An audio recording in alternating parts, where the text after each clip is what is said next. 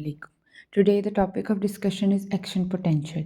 In action potential, there are 5 steps. Number 1 is depolarization, then repolarization, then hyperpolarization, and then the plateau of action potential and resting membrane potential. In depolarization, there is sodium influx. Always, when you remember that the depolarize means sodium in. Sodium comes inside the cell. In repolarization, there is potassium outflux. Depolarization, sodium in. Repolarization, potassium out. In hyperpolarization, after the action potential is membrane action potential is over, potassium channels remains open and it reaches the equilibrium with potassium equilibrium. It becomes equal to the potassium equilibrium. So hyperpolarization means कि potassium channels open रहते हैं और potassium inside और outside equal according to the resting membrane potential वो equal हो जाता है. ठीक है, हमने 3 steps डिस्कस कर लिए हैं एक्शन पोटेंशियल के. First is depolarization. In depolarization, there is sodium influx.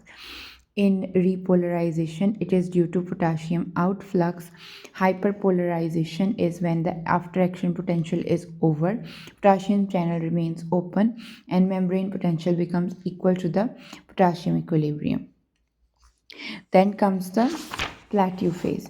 Plateau phase of action potential is when calcium it goes inside the cell and potassium goes outside the cell. Plateau is when this is the action potential, then this is the plateau phase, and then this comes downward.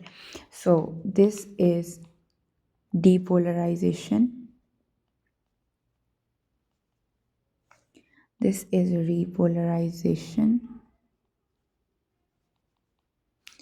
this is plateau phase, then comes the resting.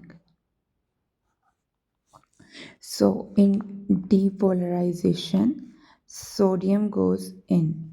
Sodium in. In repolarization, potassium goes out. In plateau phase is when after action potential is over, potassium channels remain open and it reaches equal and it gets equal to the potassium equilibrium. Then the resting membrane potential is because potassium outflux